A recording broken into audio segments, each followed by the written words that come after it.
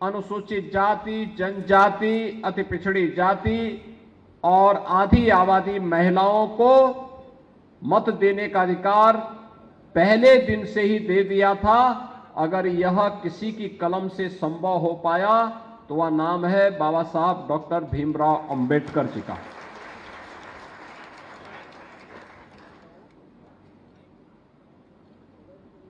अनेकता में एकता का संदेश देने वाला भारत का संविधान 144 करोड़ भारतवासियों को उत्तर से दक्षिण तक, पूरब से पश्चिम तक आज अगर एकता के सूत्र में बांधने में सफल हुआ है तो इसकी वर्तमान भारत में इसका श्रेय जाता है बाबा साहब डॉक्टर भीमराव अंबेडकर को, क्योंकि उन्होंने एक ऐसा संविधान दिया जो भारत के प्रत्येक नागरिक को सम्मान देता है, एक साथ जोड़ता है, एक साथ आगे बढ़ने का एक रास्ता प्रशस्त करता है। और बाबा साहब भीमराव अंबेडकर के प्रति उन्हीं कृतज्ञताओं को ज्ञापित करने के लिए प्रधानमंत्री मोदी जी के मार्गदर्शन और नेतृत्व में भारतीय जनता पार्टी ये आयोजन हरेक जनपद में पूरे देश के अंदर आयोजित कर रही है, जिससे बाबा साहब के योगदान को हम आम नागरिक तक पहुंचा सके और अनुसूचित जाति जनजाति के सम्मान को और मजबूती के साथ आगे बढ़ाने का काम कर सके। बहनों और भाइयों, आखिर वे कौन से कारण थे जिनके कारण बाबा साहब अत्यंत उद्वेलित थे, पीड़ित थे और सत्य को समाज के सामने क्यों नहीं आने दिया? वह सच समाज के सामने आना ही चाहिए, इसलिए आना चाहिए क्योंकि बाबा साहब ने मेहनत के साथ भारत का संविधान तैयार कराया और तैयार करने के बाद जब उसमें कांग्रेस ने संशोधन करने प्रारंभ कर दिए तो बाबा साहब उससे उद्वेलित हुए। कांग्रेस का तो प्रयास था कि बाबा साहब भीमराव अंबेडकर संविधान सभा में ही ना जाने पाए, वो जाने ही नहीं देना चाहते थे, लेकिन अपनी लोकप्रियता, भारत माता के प्रति अपनी प्रतिबद्धता के कारण वे भारत की संविधान सभा का हिस्सा बने। उन्हें संविधान सभा का सदस्य बनाया गया और संविधान सभा का सदस्य बनने के बाद फिर ड्राफ्टिंग कमेटी का अध्यक्ष भी बनाया गया। पंडित नेहरू नहीं चाहते थे कि बाबा साहब को भारत के संविधान सभा का हिस्सा बनाया जाए या ड्राफ्टिंग कमेटी का अध्यक्ष बनाया जाए। इसके लिए उन्होंने काफी षड्यंत्र किए, काफी प्रयास किया, लेकिन सबके बावजूद बाबा साहब भीमराव अंबेडकर सफल हुए और उन्होंने अपनी योग्यता से, अपनी क्षमता से भारत को एक ऐसा संविधान दिया जो संविधान आज भारत को दुनिया के सबसे बड़े लोकतंत्र के रूप में स्थापित करने का गौरव दिलाता है। सबसे बड़े लोकतंत्र के रूप में भारत को यह गौरव प्राप्त हुआ है। आपने देखा होगा अनुसूचित जाति जनजाति के छात्रों को 100% स्कॉलरशिप मिले, ये बाबा साहब की देन है। अनुसूचित जाति जनजाति के नागरिकों को नौकरियों में आरक्षण की सुविधा का लाभ मिले, ये बाबा साहब की देन है। अनुसूचित जाति जनजाति और अन्य वंचितों को समाज की मुख्य धारा के साथ जोड़ करके व्यवस्था के अंदर सम्मानजनक स्थान प्राप्त हो, यह बाबा साहब की देन है। कांग्रेस नहीं चाहती थी।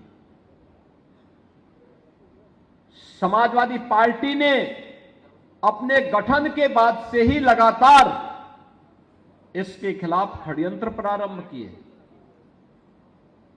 और वह लगातार इस प्रकार के प्रयास करता रहा, जिसके कारण समाज में विद्वेष पैदा हो, अव्यवस्था पैदा हो, अराजकता पैदा हो, लगातार उन लोगों के द्वारा पैदा किए गए।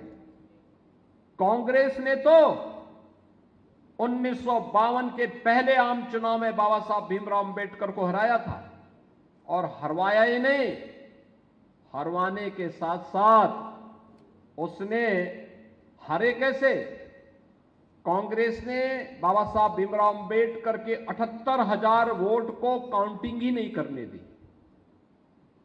परिणाम है, चुनाव हार गए। और जिसने बाबा साहब भीमराव अंबेडकर को हराया, उसको कांग्रेस ने बाद में पद्म पुरस्कार दिया। 1954 का उपचुनाव था, बाबा साहब फिर प्रत्याशी बने। कांग्रेस ने उनके निजी सहायक को ही तोड़ करके उनके खिलाफ चुनाव लड़ा दिया, और वे फिर चुनाव हार गए। फिर बाबा साहब देश की संसद में जाएं, इसके लिए हिंदू महासभा के एक सदस्य ने अपनी सीट पुणे की छोड़ी थी, तब बाबा साहब भीमराव अंबेडकर देश की संसद में जा पाए थे। बहनों और भाइयों, ये कांग्रेस बाबा साहब भीमराव अंबेडकर की विद्वता से, उनकी कर्मठता से, अनुसूचित जाति जनजाति के प्रति और देश के प्रति उनकी प्रतिबद्धता को देख करके घबराई हुई थी, और इसलिए वह पग पग पर उनके मार्ग में बाधाएं खड़ी करती थी। लेकिन आज जब मैं कांग्रेस के वर्तमान नेतृत्व के रूप में जाने जाने वाले श्री राहुल गांधी जी को देखता हूं कि वह संविधान की प्रति लेकर के घूमते हैं, तो मुझे आश्चर्य होता है कि ये वही लोग हैं जिन्होंने बाबा साहब का अपमान किया। याद करिए, कांग्रेस देश के अंदर सर्वाधिक समय तक शासन की, बाबा साहब का एक भी स्मारक नहीं बनाया, एक भी स्मारक नहीं बनाया। यहां तक कि जब देश के अंदर आवाज से आवाज आती थी कि दिल्ली में रह करके बाबा साहब ने जिस आवास में रह करके उन्होंने अपनी अंतिम श्वास ली, वहां पे बाबा साहब का एक स्मारक बनना चाहिए, कांग्रेस ने नहीं होने दिया। जब स्वर्गीय चंद्रशेखर जी जब देश के प्रधानमंत्री बने, उन्होंने वह भवन जब बाबा साहब भीमराव अंबेडकर के लिए आवंटित किया, कांग्रेस ने उनसे ही समर्थन वापस ले लिया। और फिर भारतीय जनता पार्टी की मोदी जी की सरकार बनने के बाद अटल जी ने उस कार्य को पूरा किया, और मोदी जी ने उसमें स्मारक बनाने का काम किया। इंटरनेशनल अंबेडकर स्मारक केंद्र वह दिल्ली में वहां उसी स्थल पर बना हुआ है जहां बाबा साहब ने अपनी अंतिम श्वास ली थी। मित्रों, देश 1947 में आजाद हो गया। बाबा साहब 1946 में बनी संविधान सभा और ड्राफ्टिंग कमेटी के अध्यक्ष के नाते वे लगातार कार्य कर रहे थे। 1947 में कांग्रेस के नेतृत्व में जो सरकार गठित हुई, पंडित नेहरू के नेतृत्व में उस सरकार ने जब कार्य प्रारंभ किया,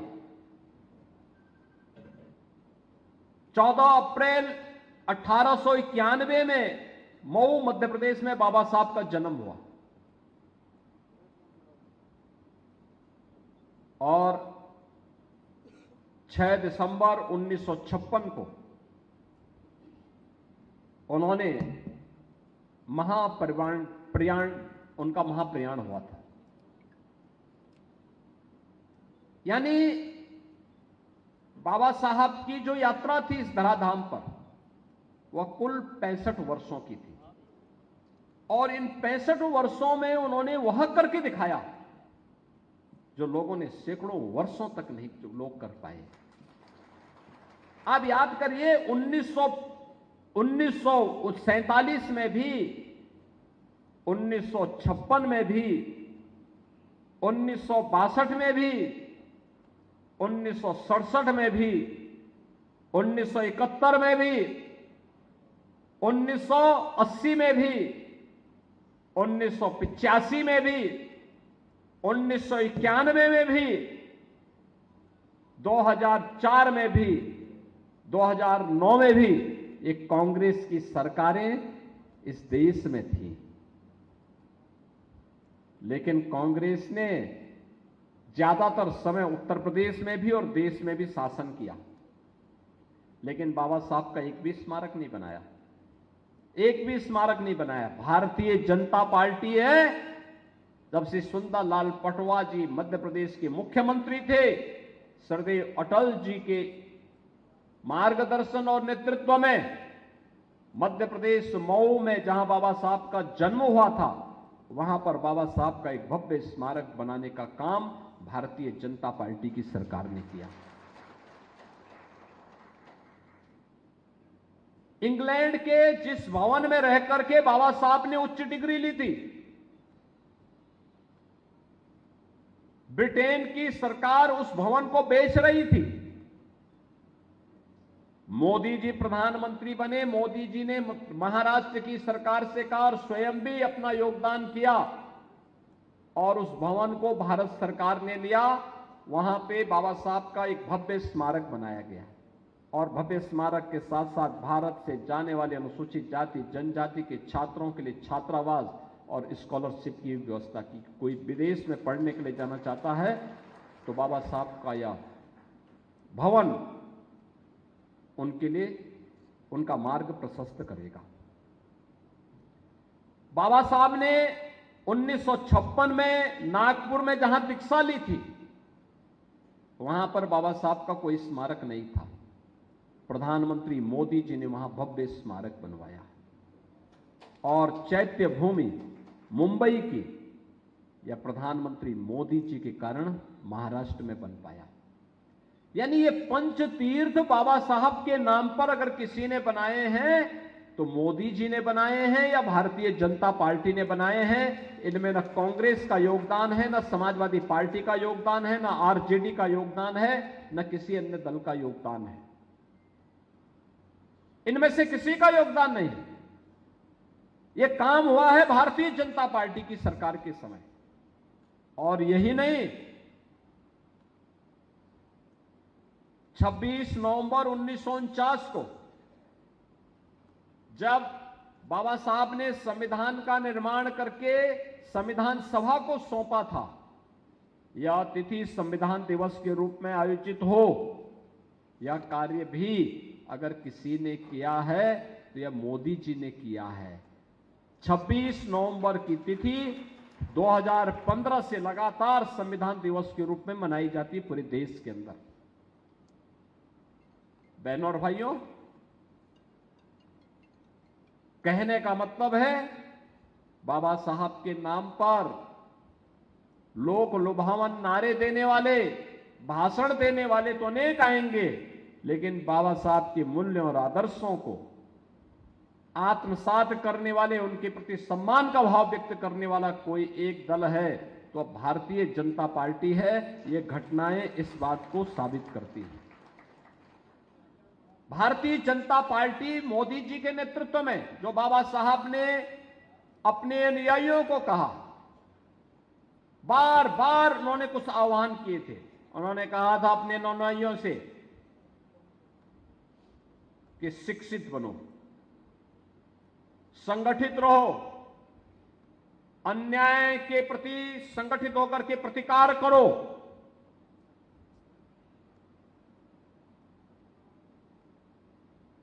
जब हैदराबाद के निजाम ने वहां पर अत्याचार करना प्रारंभ किया तो बाबा साहब ने हैदराबाद के हिंदुओं को और खासतौर पर अनुसूचित जाति से जुड़े हुए लोगों को एक पत्र लिखा। उन्होंने कहा कि देखो, कुछ भी हो,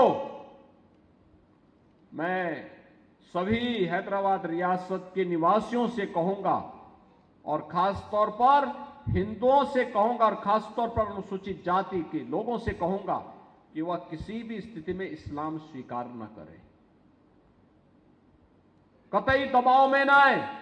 अगर उनके सामने बचाव का कोई अंतिम संकट खड़ा हुआ हो तो वे वहां से प्लान करके महाराष्ट्र की तरफ आ जाएं, लेकिन वे इस्लाम स्वीकार न करना, निजाम के सामने झुकना नहीं।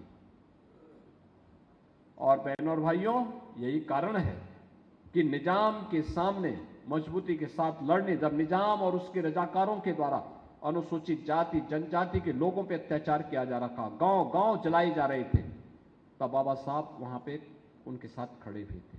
और स्वतंत्र भारत में लौह पुरुष सरदार वल्लभ भाई पटेल, लौह पुरुष सरदार वल्लभ भाई पटेल ने निजाम से हैदराबाद को मुक्ति दिलाई थी और वहां के नागरिकों को सम्मान दिलाने का काम किया था। बहनों और भाइयों, ये बातें हमें इस बात को बताती हैं कि उन्होंने शिक्षित बनने के लिए जो कहा, संगठित होकर के कार्य करने का जो आह्वान बाबा साहब ने किया था, दबे कुचले लोगों की आवाज को आवाज देने का जो आह्वान बाबा साहब ने किया था, यही तो कार्य पिछले 10 वर्ष से मोदी जी के नेतृत्व की भारतीय जनता पार्टी की सरकार कर रही है। याद करिए, 2014 के पहले एक गरीब भूख से मरता था, एक कुशीनगर में, कुशीनगर आपके पास है, मुसहर जाति के लोग, भूख से मौतें होती थी, सरकारी तमाशबीन बनी रहती थी, किसान आत्महत्या करता था, महिलाएं और व्यापारी सुरक्षित नहीं थे, जमीन का पट्टा गरीबों को नहीं मिल पाता था। याद करिए, प्रधानमंत्री स्वामित्व योजना में प्रधानमंत्री मोदी जी ने जहां पे जिस व्यक्ति का मकान है वहीं पे उसको जमीन का पट्टा भी वो उसी के नाम पर होगा। और यह पीएम स्वामित्व योजना में अकेले उत्तर प्रदेश में हमने 1 करोड़ लोगों को जमीन के पट्टे अब तक आवंटित कर दिए हैं।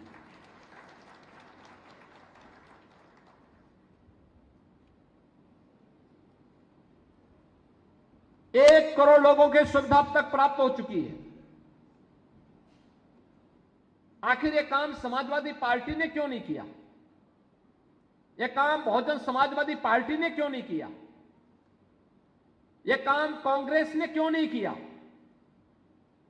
जहां किसी गरीब का मकान है, जहां किसी गरीब का झोपड़ी है, उसका पट्टा उसके नाम पर हो।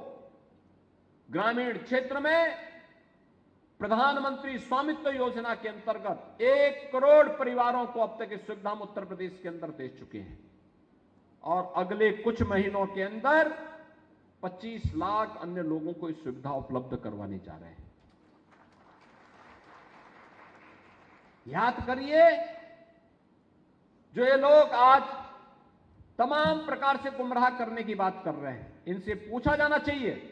जब मैं कुशीनगर में मुसहर जाति के लोगों की भूख से हो रही मौतों की जानकारी लेने के लिए गया था, तब मैं गोरखपुर का सांसद हुआ करता था। और जब मैं वहां गया था, आप आश्चर्य करेंगे, जब मैं वहां गया, मैं देख के भौचक था। प्रदेश में समाजवादी पार्टी की सरकार थी और प्रदेश में समाजवादी पार्टी की सरकार के कारनामों को मैं देख रहा था। मुसहर जाति के लोगों के राशन कार्ड समाजवादी पार्टी के पदाधिकारियों के पास थे, यानी उन गरीबों के नाम पे राशन समाजवादी पार्टी के पदाधिकारी देते थे और वो गरीब भूख से मरता था। डबल इंजन की भाजपा की सरकार जब प्रदेश में आई, एक साथ मैंने छापेमारी की। आज प्रदेश के अंदर हर मुसहर के पास, हर बनटांगिया के पास, हर थारू जनजाति के पास, हर चेरो जनजाति के पास, हर कोल जाति के पास, सभी के पास अपनी जमीन भी है, अपना मकान भी है, अपना राशन कार्ड भी है, अपना आयुष्मान भारत का कार्ड भी है। और यही नहीं, अभी ये डबल इंजन की सरकार जीरो पॉवर्टी के लक्ष्य को प्राप्त करने की दिशा में आगे बढ़ रही है। अनुसूचित जाति, जनजाति, अति पिछड़ी जाति, कोई गरीब, कोई वंचित, कोई भी होगा जिसको अभी तक योजनाओं का लाभ नहीं मिल पाया किन्हीं कारणों से, एक साथ उन्हें सिचुएट करने का काम करेगी ये सरकार। उसको हम बहुत जल्दी उसको लागू करने वाले हैं। बहनों और भाइयों, आखिर ये राशन 2017 के पहले यूपी में क्यों नहीं मिल पाता था और 2014 के पहले देश के अंदर अन्य राज्यों में क्यों नहीं मिल पाता था? क्यों नहीं मिल पाता था? कारण साफ है, इनकी नीयत सही नहीं थी। याद करिए इंसेफ्लाइटिस से, नौ की बीमारी से होने वाली मौतों को। इससे तो होने वाली मौतों में ज्यादातर बच्चे अनुसूचित जाति, अति पिछड़ी जाति या अल्पसंख्यक समुदाय के होते थे। जो भी मौतें होती थी कोई पुरुषाहल नहीं था। मैं अकेले भाजपा के साथ मिलकर के आंदोलन करता था। समाजवादी पार्टी कहीं नहीं थी, कांग्रेस कहीं नहीं थी। लंबे समय तक इनको शासन करने का अवसर प्राप्त हुआ, लेकिन ये कभी भी जनता के सुख दुख में सहभागी नहीं बन पाए। बहनों और भाइयों, आज सहभागी बने हैं, हम लोग बने हैं। इंसेफ्लाइटिस को पूरी तरह समाप्त किया जा चुका है। आज इंसेफ्लाइटिस की बीमारी नहीं, कोई मासूम अब इस बीमारी की चपेट में नहीं आएगा। आज हर मुसहर को, हर बनटांगिया को, हर कोल को, हर चेरो को, हर गौड़ को, हर सहरिया को, हर बुक्सा जाति के व्यक्ति को जहां जमीन का पट्टा दिया गया वहीं उनको मकान भी दिया गया, राशन कार्ड दिया गया, आयुष्मान का कार्ड दिया गया, पात्रता के अनुसार पेंशन की सुविधा दी गई। आज ये सभी सुविधाएं उनको वहां प्राप्त हो रही है। समाजवादी पार्टी ने तो 2012 में आते ही समाजवादी पार्टी ने जो बात कही थी, उस समय याद करिए तत्कालीन मुख्यमंत्री के बयान को, उन्होंने कहा था कि सामाजिक न्याय के जितने भी पुरोधा हैं, बाबा साहब भीमराव अंबेडकर हों, ज्योतिबा फुले हों, सावित्रीबाई फुले हों, छत्रपति साहू जी महाराज हों, इन सब के नाम पर जो स्मारक लखनऊ में बने, उन्होंने कहा था इनको तोड़ेंगे। बहनों और भाइयों, तब भारतीय जनता पार्टी ने विरोध किया था और कहा था अगर तोड़ोगे तो तुमसे दो दो हाथ करने का काम भारतीय जनता पार्टी करेगी। बाबा साहब भीमराव अंबेडकर रहे हो या फिर ज्योतिबा फुले या सावित्रीबाई फुले, छत्रपति साहू जी महाराज रहे हो या अन्य महापुरुष, सामाजिक न्याय का नेतृत्व इन्होंने दिया था और नेतृत्व करते हुए इन्होंने समाज को बहुत कुछ दिया, एक नई दिशा दी, एक नया मार्गदर्शन दिया, दबे कुचले लोगों की आवाज बने, उन्हें सम्मानजनक जीवन के साथ आगे बढ़ने के लिए प्रेरित किया। पहली महिला शिक्षा की पक्षधर थी सावित्रीबाई फुले जी। ज्योतिबा फुले, उन्होंने शिक्षा के प्रचार प्रसार के लिए पूरा जीवन समर्पित कर दिया। बाबा साहब भीमराव अंबेडकर इसीलिए लगातार अनुसूचित जाति जनजाति के लोगों से कहते रहे शिक्षित बनो और संगठित रहो।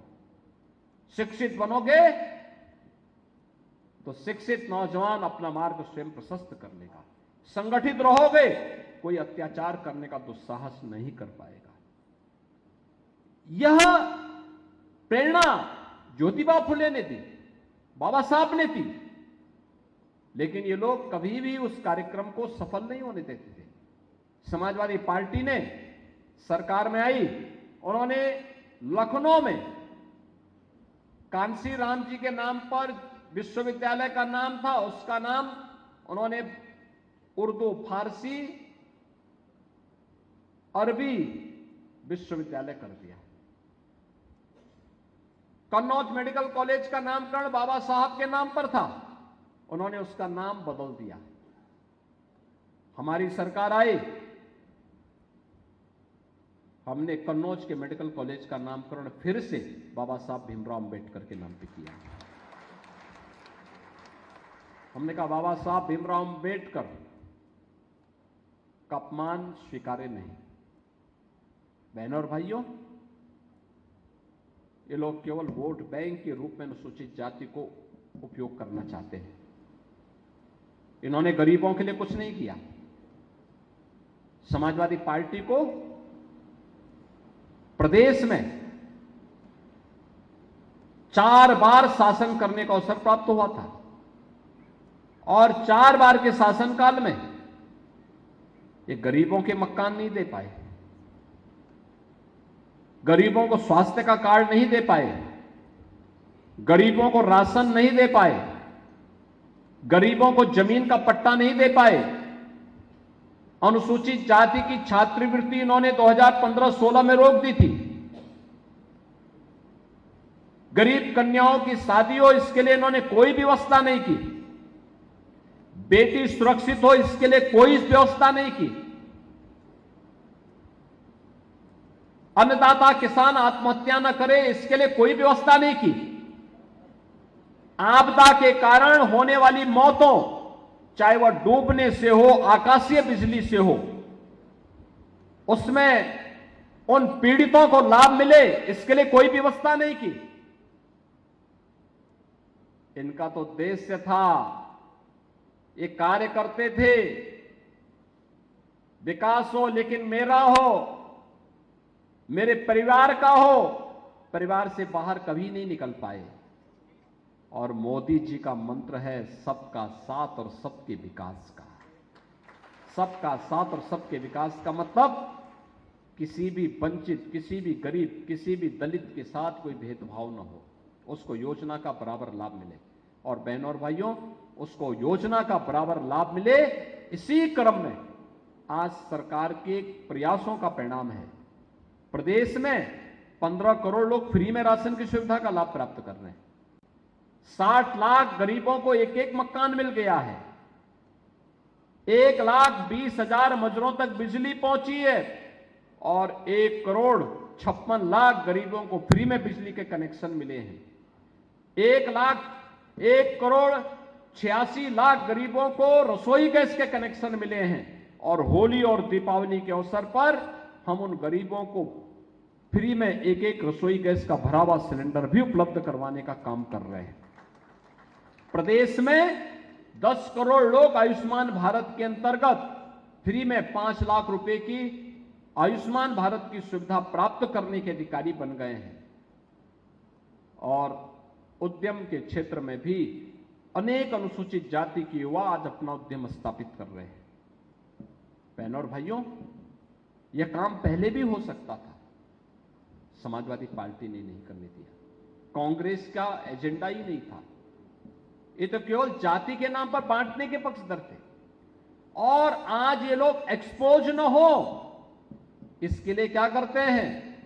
विकास से मुद्दे से ध्यान हटकाने के लिए अनुसूचित जाति, जनजाति, महिलाओं और व्यापारियों के साथ, अन्नदाता किसानों के साथ, युवाओं के साथ इनके द्वारा किए गए कारनामे सामने ना आ जाएं।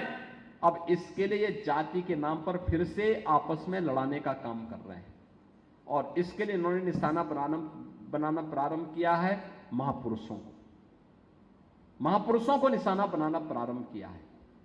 याद करिए, यही समाजवादी पार्टी है। 2012 में सरकार आने पर इस समाजवादी पार्टी ने तब बाबा साहब भीमराव अंबेडकर का अपमान किया था, ज्योतिबा फुले का अपमान किया था, सावित्रीबाई फुले का अपमान किया था, छत्रपति साहूजी महाराज का अपमान किया था, संत रविदास जी का अपमान किया था, महर्षि वाल्मीकि जी का अपमान किया था।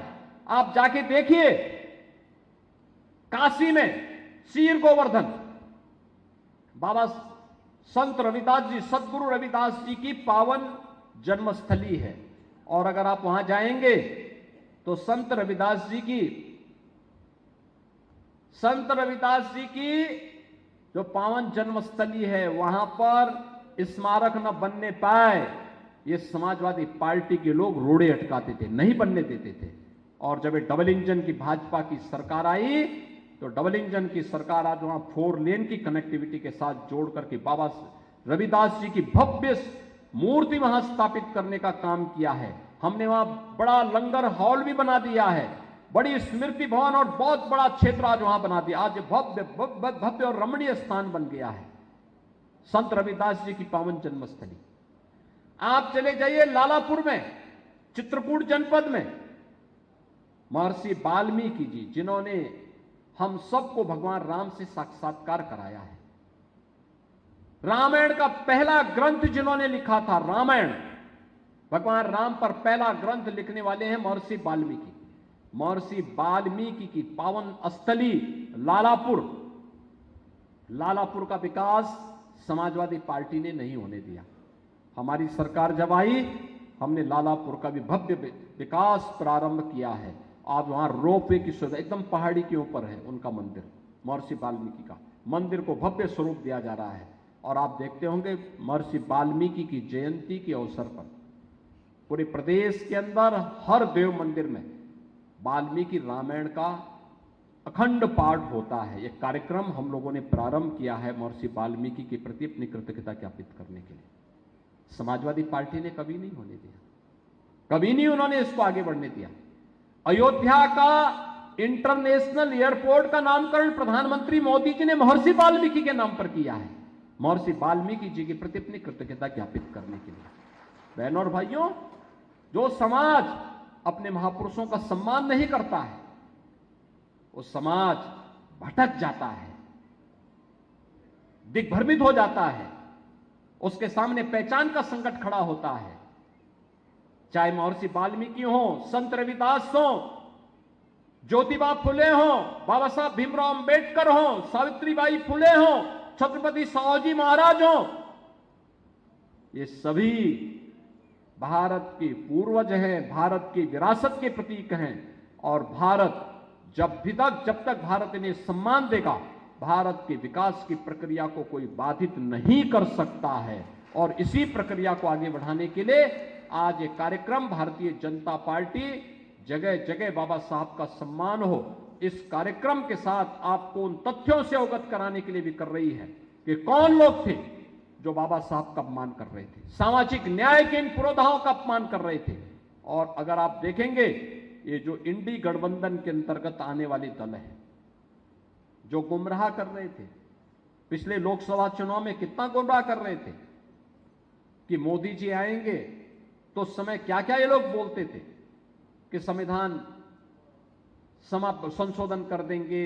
उस समय उन्होंने क्या क्या कहा कि रिजर्वेशन समाप्त कर देंगे। अरे मोदी जी तो 10 वर्षों से है, लगातार 10 वर्ष से, और इन 10 वर्षों में बाबा साहब के प्रति पंचतीर्थ बनाने का काम ये प्रधानमंत्री मोदी जी ने किया है। अनुसूचित जाति जनजाति के लोगों को छात्रवृत्ति मिल सके, इसमें और प्रभावी कदम मोदी जी ने उठाए। उनकी सहभागिता जीवन के प्रत्येक क्षेत्र में हो, यह प्रधानमंत्री मोदी जी ने किया। और बाबा साहब भीमराव अंबेडकर ने जो संविधान बनाया था, उस संविधान की मूल प्रति को अपने सिर में ले जाकर के देश की नई संसद में स्थापित करने का काम भी, यह काम मोदी जी ने किया है। मैं पूछना चाहता हूं कांग्रेस और समाजवादी पार्टी से, उन्होंने बाबा साहब के लिए क्या किया? बाबा साहब का स्मारक नहीं बनने दिया, बाबा साहब को चुनाव में हरवाने का काम किया, बाबा साहब के नाम पर एक भी संस्थान का नाम देश के अंदर नहीं पड़ने दिया। यही कांग्रेस करती रही, यही समाजवादी पार्टी करती रही। लेकिन भारतीय जनता पार्टी ने बाबा साहब के सम्मान को आगे बढ़ाने के लिए भारत रत्न का सम्मान हो, पंचतीर्थ हो, या फिर बाबा साहब के नाम पर चलने वाली अन्य अनेक योजनाओं को प्रभावी ढंग से क्रियान्वयन करने का काम यह भारतीय जनता पार्टी की है। और इसीलिए उन सभी विकास के मुद्दों से, लोक कल्याणकारी मुद्दों से, सामाजिक न्याय के इन महापुरोधाओं के प्रति किए गए सम्मान के मुद्दे से ध्यान भटकाने के लिए आज समाजवादी पार्टी और कांग्रेस देश के अंदर और प्रदेश के अंदर जातीय संघर्ष नया प्रारंभ करने का प्रयास कर रही है। और यह जातीय संघर्ष किस रूप में? आपने देखा होगा, समाजवादी पार्टी का एक विधायक महाराष्ट्र के अंदर छत्रपति शिवाजी महाराज का अपमान करता है और औरंगजेब का महिमा मंडन करता है। समाजवादी पार्टी का एक सांसद प्रदेश में महाराणा सांगा का अपमान करता है और विदेशी आक्रांता जिसने राम जन्मभूमि के मंदिर को तुड़वाया था उस बाबर का महिमा मंडन करता है।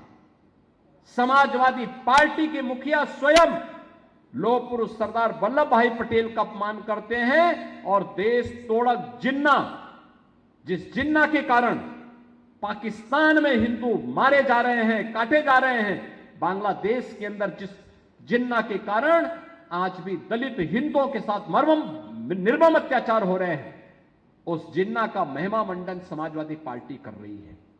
बहनों और भाइयों, यह वही कुत्सित मानसिकता है जो दलितों का, गरीबों का, वंचितों का हित नहीं होने देना चाहती है।